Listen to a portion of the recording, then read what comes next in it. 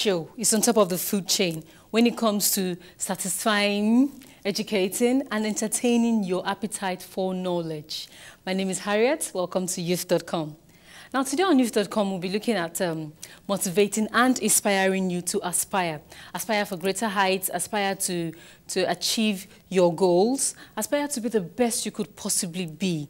Now, there are some people who believe that whatever happens, happens. Que sera, sera. So they sit on their asses and expect manna to fall from heaven. Good for them. There are some people, there are a set of other people who have limited ability to dream, who set a goal and try to achieve. Now, the key word here is try. They try to achieve these goals, but they cannot see past their own noses. Now, there are the goal-getters, those who cannot take no for an answer, those who set a goal, achieve it, set another one. They keep aspiring for greater heights.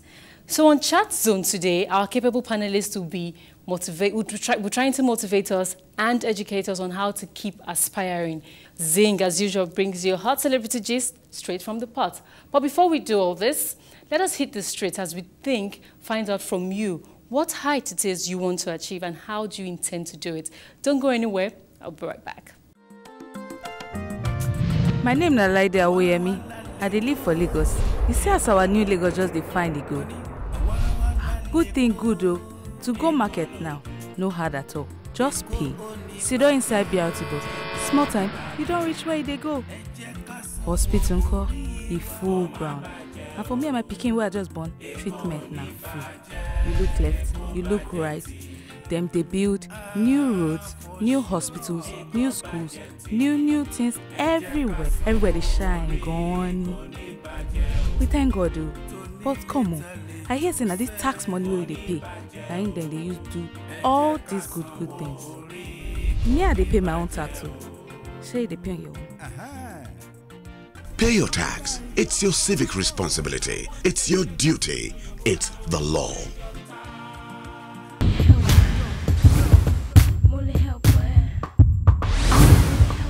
I see myself working for Shell. Somewhere very great, important place. I'm a building engineer, so in 10 years I should have my own building engineering company. So I think that's the peak of where I should be. 10 years' time, I see myself holding a very, very important political office, like President of the United Nations. I see myself as a very rich doctor.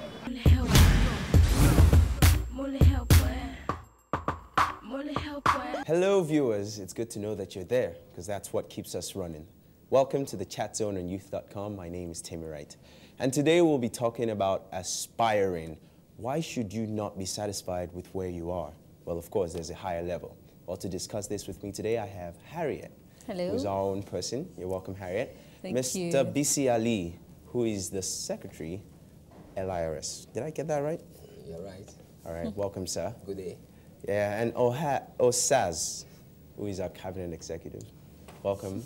You're welcome. And Fola Daniel Adelesi, who is a motivational speaker and the CEO of Edible Pen. You're welcome, sir. Thank you. His company just hits me. I mean, virus that you can eat. That's nice. Let's start with you, Mr. Daniel. Now, what do we mean when we say aspire? Aspire for more. Okay, I want to take it from the word aspiration. Okay. It talks about an intention to do something much more than what you have done already. Okay. Probably better and bigger. Okay. And I'll take you to something else and come back to this. Change isn't possible if you're not dissatisfied. When you have that in mind, what it means is, going back to the first definition, aspiring or aspiration, talking about wanting to do something bigger or better than what you have already done. All right. If you're satisfied with what you have, there will be no need to aspire. It means that you're just comfortable and you can stay on that level for so long or for as long as you want. Okay. Why do I want another car? It's because I'm no longer satisfied with this car. Why do we want independence as a nation? We're not satisfied with the way we're being governed. Okay. Why do we want to marry? We're no longer satisfied with being singles. Okay. And why do we want bigger jobs or better jobs? Is because we're not satisfied with our income. All right. So primarily, let me just take it. Wanting more. Let me take it from Wanting there. more. Also, as he said, wanting more, like she put it in summary. Now, could that not be mistaken for greed sometimes? I wouldn't say that. Why would you? Because it's natural to want to crave for more. All right. It's innate in everyone because that's what makes you want to crawl when you're a baby, and from crawling to walking is innate in everybody to want more. But I think it can't be mistaken for greed. For greed. It can. It depends on how you curb it. Because some people go on the excess of it. You make it, you want to get everything your eyes could see. But there should be a team, there should be a balance in it. Mr. BC wants to say when we aspire, and when we talk about aspiration, we have to be very careful. Okay, sir. Is that okay? It should be like an ambition, but it should not be an inordinate ambition. Oh, all right. Okay. It's because we don't put aspiration in proper perspective, and that's why we have some problems now. All right. It's okay. What do you want to aspire to be? Do you have the capability to aspire to that level? You just don't wake up and say, I want to aspire to become the president. Okay. Do you have what it takes to be the president? Sincerely speaking, that is the aspiration and the inordinate aspiration and the fact that we don't get it right at times. That tends to be the bane of our problem. It leads to crime, corruption. Corruption, okay. You mentioned about car. You talk about cars, you want a bigger car because you are not satisfied with what you have gotten. The question is that level of aspiration that you want to go, that level you want to go, do you have the wherewithal to get there? The resources, the intellectual capability, everything to get there. It's not just waking up to say, I want to be there. And that's if you don't have what it takes to get to that next level. It's okay, then that leads to some issues, crime, corruption. He set the basis for something that I wanted to talk about. Now, he said inordinate aspiration. Let's look at it this way. I would say that if your aspiration is motivated by a need, then it's not inordinate. Take a look at this. Why do we keep having different versions of cameras? Why do we keep having different versions of laptops, of mobile phones? Why do we innovate as far as technology is concerned? The person who is inventing, gone are those days when I have to go to the internet to check my emails. But these days, my emails come to me. It's not me going to my emails anymore. And I can quickly respond, and everything is moving faster. So we can come to one thing. If your aspiration is motivated by a need, probably a need in the society or a need to make life more comfortable for somebody else, that's a good aspiration. What you're saying in because essence it pushes you to innovate and to create something. Let me get it straight. What you're doing is you're separating greed and aspiration, which is that aspiration is guided by the need to solve a problem. To solve a problem, exactly. So it's no longer a greed if you're trying to make life better for other people. All right, let's hear Harry. How then can you, now that you've separated greed and aspiration, how can you attain this let me say, picture, the big picture that you paint for yourself? How can an individual actually attain this? Well, basically, the first thing that the individual has to think about is focus. If you want to attain whatever goal it is, you set the goal, then remain focused and determined to achieve that particular goal. And then if you achieve the goal and then you're not still satisfied with it, you set another one. And then it's true. You remain focused. It's true. I tend to, sorry. You want to disagree with me? A little. You see, your goal should be driven by your resources. Yes, I will. No, of course. Yes, of course. So that's why I want you to start. I want you to start from there. That, okay, fine. What are my goals? Okay, what are my resources? To achieve those goals. Sincerely speaking, because that's one of the major problems that we have around now. You don't have the wherewithal to have, for instance, a particular asset. Okay, because you said, I still want to come back to, we have to define what is needs and what is want. To the economy, what constitutes wants and what is need. So, and then even your needs, do you have the means to finance your needs? So you have to be very careful about that. Can I add something? Should be first and foremost, you look at who you are.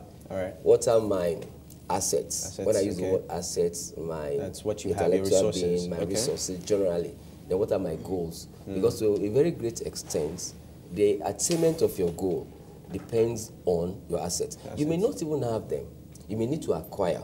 Okay. So it's not impossible. I was waiting for that. If you don't have those resources, when you're saying in that sense, you might not need to have them, but can you just get them? And can you just get them within a particular limited period of time and within legal means? Right. So setting goals is not restricted before we take by assets. Before we take it too far, let's look at it from this perspective. You said your aspiration should be driven by your resources. No, but he also said. Wait. I wanted to also show something. Okay. Take for instance, I can walk. All right. If you ask me to walk, that's not an aspiration for me because I can walk. But that's your resources. If you can't walk, wait. Now, what I'm coming to is, if we ask that aspirations should be defined by resources, then it is no longer an aspiration. It's simply goal setting. You're working by what you can see. When Bill Gates said, "I'm going to make sure that every home can afford a computer," he didn't have the resources. No, you're not getting it. Wait, something just came into his mind as an idea. Listen, let's go even to like what we normally see around now, business vision and mission statements. Is that okay? One is so broad, the other one is so specific. Yes. Is that okay? You have broad, you have your dream, but in course of actualizing your dream, everybody dreams. All right. You want to be the best in the world, you want to be the best in whatever you do. But at times you have to be realistic. Who am I? To what level can I move my dream? To what level can I attain my dream? Okay. Is that okay? Sincerely speaking, I'm in support of aspiring. You need to aspire to be a better person. Yes. But sincerely speaking, you must look at yourself. What you have. Who am I? What am I aspiring to be? Okay, and what are those resources of mine, the one that I have gotten, the one even I don't have that I can acquire, that will assist me in achieving that aspiration of mine. Sincerely speaking, should I just add something to what you're saying? Yes. There should be a balance in what you're saying, because if I should listen to you like a youth, I will feel like that means I should work with my immediate resources and what I could have. And there are some, I want to add to you that there are some things you could achieve that you never know you can achieve it until you start. And there is no way you have a desire to become something without having the innate ability to become that thing. So you need to work on it. And okay, you want to you don't want to, there's always going to be an exception when people want to become something using the shortcuts. When you said taking drugs, that's an exception. That's a problem on its own. But you have to go the right way. You have to make our plans to become that. And you may not actually have the resources available. That's when the planning and the thinking comes in. I said something now, that you can acquire the resources to achieve your aspiration. I think I might have what solves this.